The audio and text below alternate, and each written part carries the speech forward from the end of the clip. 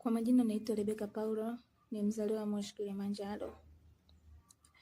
Wamama wengi wenye tatizo la ugumba wanaogopa kwenda hospitali kutokana na gharama za hospitali, na wengine pia wanaweza wakawa wanaweza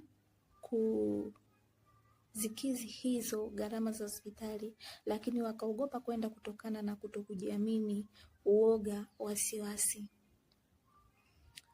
Wamama wengi wenye tatizo la ugumba tayari wameshapata hofu moyoni, wameshapata wasiwasi na uoga moyoni, hivyo wanaogopa hata watakapokwenda kwa daktari watakosa njia tu, ni lazima watakosa njia.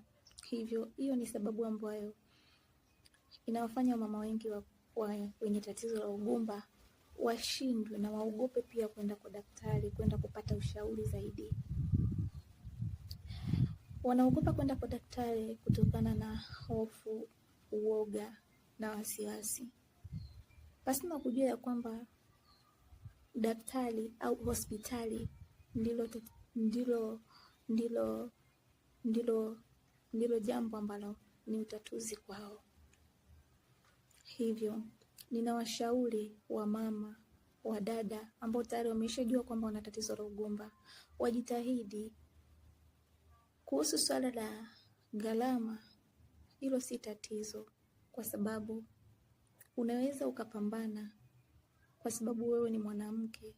Kwa huo uchungu na hayo maumivu ulionayo, unaweza ukapambana kwa namna yoyote, na ukazane pia kwa juhudi zote, umuombe Mungu.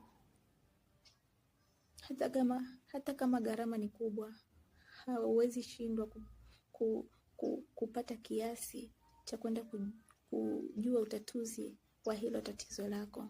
Hivyo ninawashauri wamama wote, ondoeni hofu moyoni, ondoeni maumivu moyoni, mtegemeeni Mungu na muende hospitali mkapate ushauri wa madaktari.